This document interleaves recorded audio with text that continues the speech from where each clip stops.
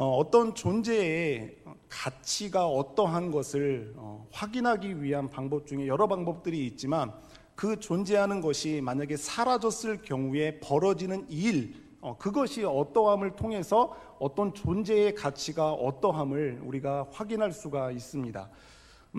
예를 들어서 지금 제가 휴대폰을 갖고 있고, 아마 여러분들도 하나씩 다 휴대폰을 갖고 계실 텐데, 어느 날 한순간에 이 모든 휴대폰이 다 사라졌다라고 한번 가정을 해보겠습니다. 우리들의 삶에 얼만큼 큰 불편이 찾아올지를 아마 예상을 하실 겁니다. 사람들과 연락하기도 힘들고, 정보를 찾아보거나 또 여가 시간을 즐기는 일들도 굉장히 불편해지실 것 같습니다. 또는 우리 모두가 또 사용하고 있는 이 스마트폰을 가능하게 하는 인터넷, 우리가 참 잘 사용하고 있지 않습니까? 이 인터넷이 만약에 어느 순간 사용을 못하게 된다라고 한번 가정해 보면은 또 우리의 삶이 얼마나 힘들고 불편할지를 아마 예상을 할 수가 있을 것 같습니다. 그렇다면 우리가 마시는 이 물이 만약에 이 세상에 없어진다면은 어떠실 것 같습니까? 지금 굉장히 여러 나라 가운데서 유럽 지역에서 굉장한 극심한 가뭄 때문에 많은 사람들이 힘들어하고 있는데, 물이 없어진다면 정말 상상하기조차 힘든 그런 재앙이 아마 우리 가운데 벌어질 것 같습니다. 그러면 조금 더 나아가서 우리가 지금 숨쉬고 있는 이 공기가 만약에 우리에게서 사라지게 된다면은 그거는 말할 것도 없이 우리들에게 너무나도 중요한 거고, 잠시라도 이 공기가 우리 가운데 없다면 벌어질 일은 정말 상상하기조차 힘들 것 같습니다. 자, 그러면 이거는 있을 수도 없는 일이고, 그리고 우리들의 상상으로 상상해내기도 굉장히 어려운 일이지만, 만약에 하나님께서 이 세상에 존재하시지 않는 일이 벌어진다고 하면 과연 얼마나 큰 일이 벌어질 거라고 생각이 드십니까? 오늘 우리가 읽었던 이 시편의 저자는 하나님의 부재 또는 부재라고 할 수 있는 그런 어려운 상황 가운데 놓여져 있는 자신의 심정을 오늘 이 시편에서 이야기를 하고 있습니다. 오늘 이 시편이 누구에 의해서 쓰여지었는지는 여러 신학자들에 의해서 서로 조금 다른 이야기들을 하고 있습니다. 여러분들 성경 시편 42편 위에 보면은 빨간색 글씨나 아니면 굵은 글씨로 이렇게 고라자손의 마스길이라고 이렇게 쓰여져 있죠. 고라자손의 마스길. 이거는 고라자손의 마스길 교훈이라고 해서 고라자손이 쓴 성경이다라고 이렇게 보는 견해를 따라서 그 표제를 거기다가 그렇게 붙여놓은 겁니다. 그렇지만 또 다른 학자들은 이 42편과 43편이 한 시편이라고 보면서 그 상황 가운데 있는 것을 이렇게 앞뒤를 바라보면서 확인할 수 있는 것은, 사울 왕이나 아니면은 자신의 아들인 압살롬이 자신을 죽이려고 하는 그런 절박한 상황 가운데 놓여져 있는 누구죠? 다윗 왕이 이 시편을 기록했다라고 그렇게 보는 학자들도 있습니다. 고라자손이든지 아니면은 다윗이 기록했던지 그것은 우리들에게 사실 크게 중요한 문제는 아닙니다. 이 고라자손이 됐던 다윗이 됐던 지금 이 시편 42편과 43편을 쓰고 있는 그 저자의 상황이 어떤 상황 가운데서 이 시편을 썼는지를 알게 되는 게 우리들에게 훨씬 중요하다고 볼 수가 있습니다. 그 상황이, 그 저자의 상황이 어떠했는지를 시편 오늘 읽었던 1절과 2절 말씀에서 우리가 확인할 수 있도록 잘 적어놨습니다. 한번 1절과 2절을 한번 같이 읽어볼까요? 지금 시편 기자가 어떤 상황에 놓여져 있는지를 시적인 표현으로 지금 이렇게 써놓고 있습니다. 함께 읽겠습니다. 하나님이여, 사슴이 시냇물을 찾기에 갈급함같이 내 영혼이 주를 찾기에 갈급하나이다. 내 영혼이 하나님 곧 살아계시는 하나님을 갈망하나니 내가 어느 때에 나아가서 하나님 얼굴을 배울까. 이 하나님의 사람이 얼마나 지금 절박한 상황에 놓여져 있고 그 마음이 간절한지, 사슴이 시냇물을 찾기에 갈급함같이 지금 하나님을 간절히 갈망하고 하나님을 간절히 찾고 있습니다 라고 이렇게 표현하고 있습니다. 사슴이 목이 타서 그 시냇물을 찾아서 그 목을 해결하고 싶은 마음처럼 하나님, 지금 저는 타는 듯한 목마름을 느끼며 이 목마름을 오직 하나님만이 해결할 수 있는 그 목마름을 깨닫고 그것을 믿고 여호와 하나님을 내가 간절히 찾고 있습니다 라고 이야기하고 있습니다. 다윗이 압살롬을 피해 도망할 때 기록한 시편 57편에도 이런 마음을 표현하고 있습니다. 이렇게 그가 부르짖고 있습니다. 내가 지존하신 하나님께 부르짖으며, 내가 지존하신 하나님께 지금 부르짖고 있습니다. 곧 나를 위하여 모든 것을 이루시는 하나님께, 그가 하늘에서 보내사 나를 삼키려는 자의 비방에서 나를 구원하실지라 셀라라고 이렇게 부르짖고 있는 것을 볼 수가 있습니다. 자신의 목숨이 달린 절박한 상황과 그 처지 가운데 있는 자신의 심정을 이렇게 아름다운 시적 표현으로 지금 표현을 하고 있는 것입니다.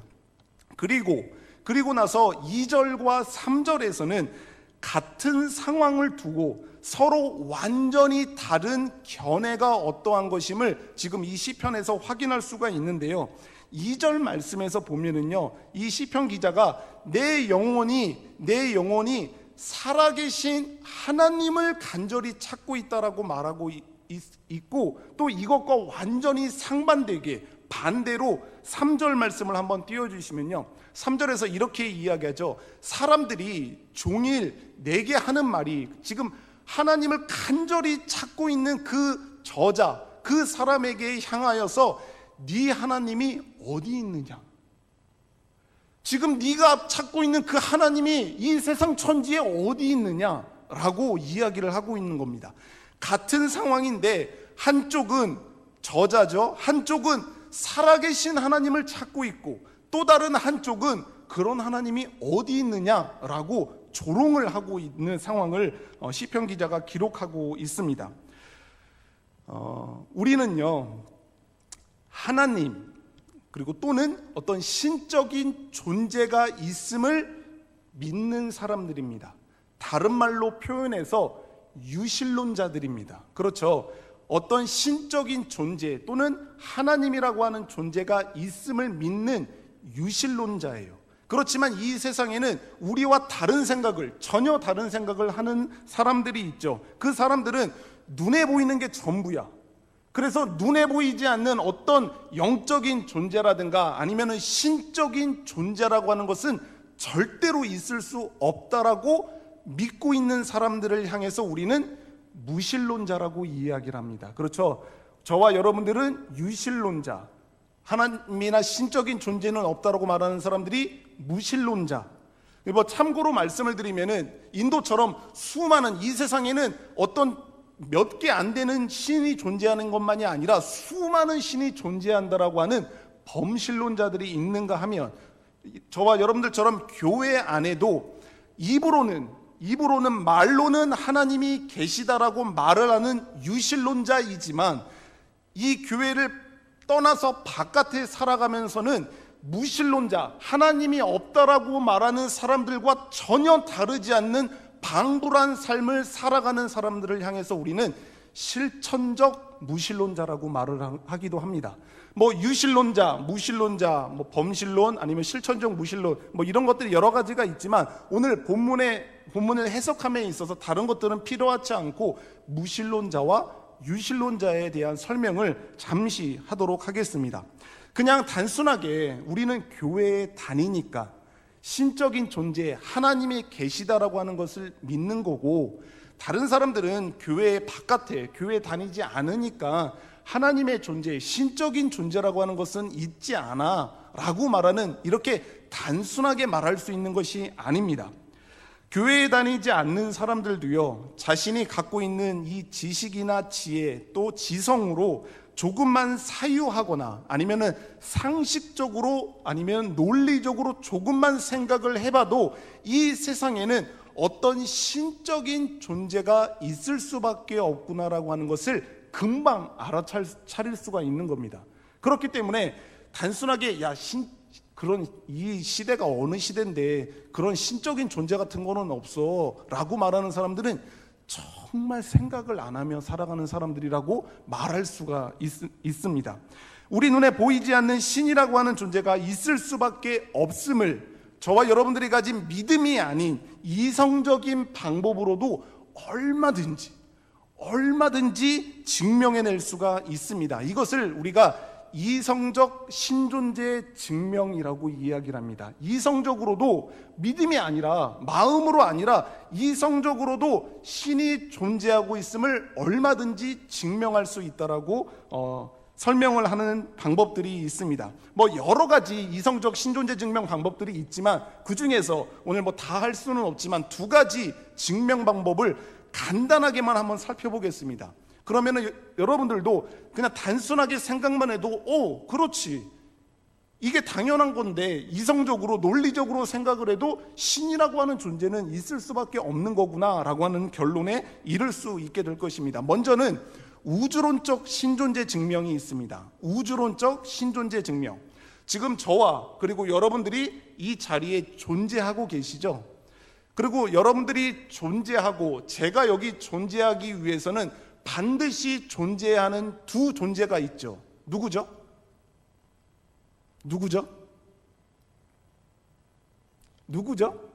하나님 말고 우리를 낳아주신 어머니와 아버지가 존재해야지만 우리가 존재할 수 있는 거잖아요. 그렇기 때문에 내가 존재한다라고 하는 것은 나의 어머니와 아버지가 존재한다라고 하는 것을 증거하고 있죠. 그러면은 어머니와 아버지가, 그분들이 존재하기 위해서는 할아버지, 할머니가 존재하셔야지만 어머니, 아버지가 존재할 수가 있는 거잖아요. 그러면 할아버지, 할머니가 존재하시기 위해서는 증조 할아버지, 증조 할머니가 존재하셔야만 하죠.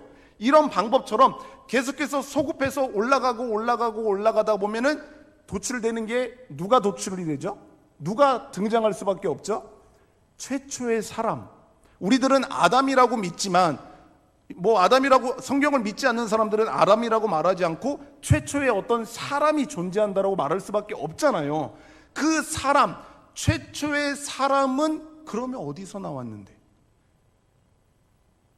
그렇기 때문에 그 최초의 사람을 창조한 어떤 인격적인 신이 존재할 수밖에 없다라고 말할 수밖에 없다라고 하는 사실입니다.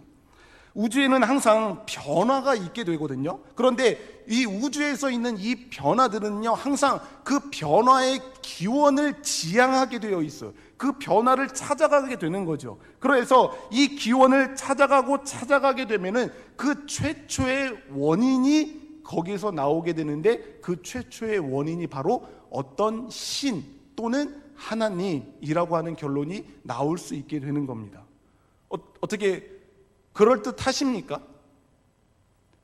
어려우십니까? 충분히 그렇게 논리적인 설명이 되죠. 두 번째는 목적론적 신존재 증명이라고 하는 게 있습니다. 이것도 굉장히 쉽습니다. 여기 휴대폰이 있습니다. 이 휴대폰 안에는 수많은 정교한 부품들이 서로 제각각 자리를 찾아가서 이렇게 만들어진 거죠. 그런데 이 휴대폰이 제 손에 들어와 있는 것은 어쩌다 보니까 그냥 제 손에 뚝 하고 없던 게 갑자기 생겨난 게 아니라, 이 아이폰이라고 하는 전화기를 머릿속에 디자인하고 그것을 설계해서 수많은 부품들을 조립해서 또 어떤 목적을 갖고 이 아이폰을 만든 누군가가 있어야지만 이게 존재할 수 있게 되는 거잖아요. 그렇죠? 그러면은 이 교회 건물은 어떻습니까? 이 교회 건물이 원래 이 모현동에 여기 없었는데 갑자기 어느 날 뚝 하고 짠 하고 생겼습니까? 그렇지가 않죠. 우리가 아는 어떤 설계 사무소에서 그 어떤 설계자가 그 머릿속에 우리 고용교회를 어떻게 사람들이 편하고 또 유용하게 쓸지를 잘 생각을 하고 아름다운 디자인으로 디자인해서 수많은 건축 자재들을 사용해서 이 건물을 수많은 사람들의 인부들의 노력을 통해서 이 건물이 생겨나게 된 거잖아요. 그렇기 때문에 이 건물이 생겨나게 된 거죠. 그렇다면 이 우리가 살고 있는 이 광활한 우주는 어떻습니까? 이렇게 아름답고 그리고 이렇게 정교하게 서로 수많은 행성들과 별들이 서로 부딪히지 않고 일정한 질서를 가지고 이 우주를 떠돌아다니고 있는 이 아름답고 정교한 우주가 이 세상 사람들의 말처럼 아주 오랜 시간에 어쩌다 보니까 이렇게 정교하고 이렇게 아름다운 우주가 생겨났다라고 믿겠습니까? 아니면 어떤 인격적인 존재가, 신적인 존재가 있어서 이 광활한 우주를 어떠한 목적을 가지고 그리고 정교한 설계를 통해서 이 우주를 만들었다라고 믿을 수 있겠습니까? 이 휴대폰이 됐던 아니면 이 건물이 됐던 이 우주가 됐던 분명히 어떤 것이 존재한다면 그 존재하는 것은 목적이 있고 그 목적은 반드시 그 목적을 설정한 창조주가 있을 수밖에 없다라고 하는 결론이 나기 때문에 신이라고 하는 존재, 하나님이라고 하는 존재가 있을 수밖에 없음을 얼마든지 증명을 할 수가 있는 것입니다. 이것 말고도 다양한 이성적인 방법으로도 신이 존재한다라고 하는 것을 증명할 수 있음에도 불구하고 많은 사람들은 자신의 무지를 자랑으로 삼으며 여전히 이 세상에는 그런 신적인 존재는 없다라고 믿고 살고 있습니다. 그러면서 신이 존재한다고 믿는 유신론자들이 겪게 되는 어떠한 특정한 상황들이 될 때면 이들은 수많은 조롱과 비아냥을 거침없이 저와 여러분들과 같은 유신론자들에게 쏟아내곤 합니다. 독일의 나치가 그 수많은 사람들을 잔인하게 학살하는 그 사건이라든가 너무나도 어린 학생들이 그 차가운 바다에서 죽어가는 세월호 사건을 경험한다든가 아니면 갑작스러운 자연재해 등으로 많은 사람들이 죽거나 고통당하는 상황들을 볼 때면 그들이 그것 봐라 이 세상에는 그런 신적인 존재가 존재하지 않는다라고 하면서 우리들을 향해서 손가락질을 하곤 합니다. 이곳에 모여 하나님을 예배하는 우리 모두는요 이런 이성적인 신존재 증명 방법을 통해서 그래서 그렇구나 하나님이 존재하시는구나 라고 믿는 사람들이 아니죠. 우리들은 하나님께서 성령을 통해서 우리의 마음 가운데 말씀을 조명하여 주시고 그리고 우리들에게 주신 선물로 주신 그 믿음을 부여받았기 때문에 하나님이 이 세상에 존재하심을 조금의 의심도 없이 믿고 확신하면서 살아가고 있는 우리들입니다. 그런데 하나님이 계셔. 신적인 존재가 분명히 있어. 그런데 여기서 한 가지 문제가 발생하게 됩니다. 이처럼 변명의 여지 없이 온 세상 가운데 우리와 함께 계시는 살아계신 하나님을 잘 믿다가도 어떤 상황에 따라서 하나님의 존재에 대한 확신이 달라지게 된다라고 하는 문제가 우리들 가운데 생기고 있습니다. 살면서 몸도 건강하고 그리고 삶에 특별한 걱정거리나 문제들이 없어서 평안하고 그리고 항상 기쁘고 즐겁게 살아갈 때는 하나님께서 나와 가까이서 그리고 나와 함께 계심을 느끼고 또 그것을 경험하면서 살아갑니다. 그렇지 않습니까? 우리들의 마음이 참 평안하고 우리들의 삶의 문제들이 다 사라진 그 순간에는 하나님이 선하신 손길로 나의 삶의 곳곳을 다스리시고 터치하시고 섭리하시는 그것을 잘 느끼잖아요. 그런데 뜻하지 않은 갑작스러운 병을 만나서 고통스러운 투병 가운데 병원에 누워있는 그 순간에는 어떠십니까? 나의 목숨과도 바꿀 수 있을 정도로 사랑하는 나의 가족이 갑작스러운 사고로 우리들 곁을 떠나가게 되는 그 순간에는 어떠십니까? 최선을 다해 있는 힘을 다해 노력했고 나의 젊음을 바쳤고 심지어 나의 친구들도 잃어버릴 정도로 이곳에 목숨을 걸고 열심히 했는데 불합격, 탈락이라고 하는 소식을 계속해서 듣게 되는 그 순간에는 하나님이 우리와 함께 계심을 잘 느끼실 수 있겠습니까? 이런 상황 속에서는 그토록 확실했던 하나님의 존재가 너무나도 확실했고 조금의 의심도 없이 나의 곁에서 함께 계시는 그 하나님이 왜 그토록 믿어지지 않고 확신이 없어지는지 모르겠습니다. C.S. 루이스라고 하는 사람이 자신의 책 슬픔 관찰이라고 하는 책에서 이런 마음을 이렇게 잘 표현을 했습니다. 한번 들어보시겠습니까? 그런데 하나님은 어디에 계시는 것일까? 이것은 우리를 근심케 하는 가장 큰 문제 가운데 하나이다. 당신이 행복할 때, 너무 행복해서 하나님이 필요하다는 느낌조차 갖지 못할 때, 그러한 때에 찬양하며 그에게로 나아간다면 두 팔 벌려 환영을 받을 것이다. 그러나 당신의 필요가 절박한 때, 다른 모든 도움이 소용이 없을 때에 그에게로 나아간다면 무엇을 발견할 수 있을까?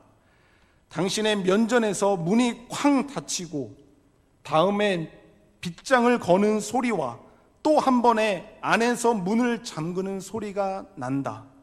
그런 후에는 정적이 흐른다. 이제 당신은 돌아서는 것이 낫다. 그 절망 가운데서 고통하면서 하나님의 살아계심을 느끼지 못하는 사람의 마음을 이렇게 표현을 하고 있는 것입니다. 오늘 본문의 저자가 고라 자손이든 아니면 다윗이든지 간에 그들은 과거에는 분명 하나님의 존재를 어떤 의심도 없이 확신하며 임마누엘의 하나님을 경배하면서 살았을 것입니다. 하지만 지금의 상황처럼 죽음의 위협 속에 있는 극심한 고통과 고난 가운데 있게 되자 그들도 이렇게 부르짖고 있는 것입니다. 하나님이여, 하나님이여, 사슴이 시냇물을 찾는 것 같이 내 영혼이 갈급하여서 하나님을 찾고 있습니다. 하나님이여, 내 영혼이 간절하게 살아계시는 하나님을 갈망하고 있습니다. 라고 부르짖고 있는 것입니다. 이처럼 막막한 현실 속에서 살아계시는 하나님을 갈망하며 하나님을 간절히 찾는 그의 영혼에게 하나님께서는 오늘 본문 말씀을 통해서 이렇게 말씀해 주고 계십니다. 함께 따라해 보면 좋겠습니다. 하나님께 소망을 두라. 하나님께 소망을 두라라고 이야기하고 있습니다. 5절 말씀을 우리들의 가슴에 새기듯이 한번 같이 읽어보면 좋겠습니다. 5절 말씀 함께 읽어보겠습니다. 시작. 내 영혼아, 내가 어찌하여 낙심하며 어찌하여 내 속에서 불안해하는가? 너는 하나님께 소망을 두라. 그가 나타나 도우심으로 말미암아 내가 여전히 찬송하리로다. 아멘, 아멘. 살아계신 하나님이 안 계시는 것처럼 느낄 정도로 낙심하고 불안해하는 그에게 오직 살아계신 하나님께 소망을 두라라고 말씀하고 있습니다. 하나님께 소망을 두는 두 가지 이유를 우리들에게 말씀하고 있는데, 첫 번째 이유는 자신을 나타내시는 하나님이시기 때문에 하나님께 소망을 두라 이야기하고 있고, 두 번째 이유는 도우시는 하나님이시기 때문에 오직 하나님께만 소망을 두라라고 이야기하고 있는 것입니다. 우리 하나님께서는요, 이 넓고 넓은 우주 속에 어디든지 계실 수 있는 무소부재하신 하나님이십니다. 그런 하나님께서 우리가 아무리 깊고 깊은 좌절과 절망 가운데서 고통당하고 있을지라 할지라도 그 깊은 곳에서 자신을 우리에게 나타내 보여주시는 하나님이십니다. 깊은 절망과 고통 속에서 하나님의 존재를 확신할 수 없고 심지어 그분의 존재 자체를 의심하고 있는 연약한 우리에게 하나님께서는 다양한 상황에서 다양한 방법으로 자신의 선하심을 나타내 주실 것입니다. 수많은 적들에게 둘러싸여 온갖 조롱과 핍박과 괴롭힘을 당하면서 눈물로 시간을 보내고 있는 우리에게 하나님께서는 크신 능력과 기적으로 자신의 완전하심을 나타내 주실 것입니다. 끝까지 자신을 감추시고 침묵하시는 하나님처럼 느껴지는 우리들에게 하나님께서는 온 세상의 마지막 날에 자신을 나타내셔서 하나님의 모든 의인들이 지켜보는 앞에 그들을 고통스럽게 하고 박해했던 모든 악인들을 하나님의 무서운 분노와 저주로 심판하시게 되실 것입니다. 뿐만 아니라 고난과 또 고통 가운데 어려움을 당하고 있는 당신의 자녀들을 반드시 도우시는 하나님이시기 때문에 우리는 오직 하나님께만 소망을 두어야 합니다. 어떤 상황이든지 또 얼마나 절망적인 상황이든지 나의 생각으로 포기하고 싶을 정도로 막막한 처지 가운데 하나님은 반드시 우리를 도우셔서 우리를 믿음으로 그 상황과 현실을 이겨내게 하실 줄 믿습니다. 앨런 페이톤이라고 하는 분이 자신의 책 울어라 나의 사랑하는 나라여 라고 하는 책에서 이렇게 말씀하고 있습니다. 나는 그리스도인이 고난에서 해방되리라고 생각해 본 적이 결코 없었다. 우리 주님도 고난을 겪으셨기 때문이다. 그리고 나는 그가 우리를 고난에서 구원하시기 위해서가 아니라 우리에게 어떻게 고난을 견딜 수 있는지를 가르쳐 주시기 위해 고난당하셨다고 믿게 되었다. 고난이 없는 삶은 없다라고 하는 것을 그도 아셨기 때문이다. 하나님께서는 반드시 우리를 도우실 것입니다. 단순히 고난을 벗어나기 위해서가 아니라 그 고난 가운데 예수님과 같이 어떻게 믿음으로 이겨내고 견뎌낼 수 있게 하실지를 가르쳐 주시기 위해서 우리를 반드시 도와주실 것입니다. 말씀을 맺도록 하겠습니다. 저와 여러분들이 살아가는 이 신앙생활 속에서는요, 때때로 하나님께서 우리와 숨바꼭질을 할 때가 있으십니다. 우리를 술래 삼으시고 그리고 자신의 모습을 적절하게 숨기신 후에 자신을 찾으라고 숨바꼭질을 하실 때가 있습니다. 이런 하나님의 숨바꼭질이 시작이 될 때면 술래인 저와 여러분은 최선을 다해 하나님을 갈망하며 하나님을 간절하게 찾아야 합니다. 그럴 때 우리 하나님께서는요, 우리들에게 찾은 바 되어 주셔서 우리에게 많은 기쁨과 그리고 유익을 선사해 주실 것입니다.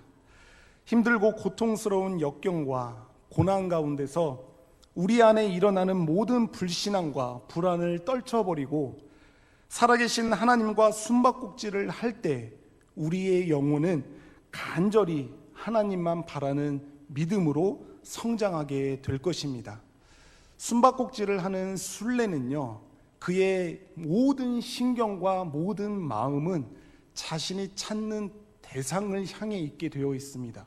그것처럼 우리 신앙생활 가운데 우리와 때때로 숨바꼭질을 하시고자 하는 하나님을 찾을 때 우리들은 우리들의 모든 신경과 우리 영혼의 모든 마음이 오직 하나님만을 향할 수 있게 되는 유익을 얻게 될 것입니다.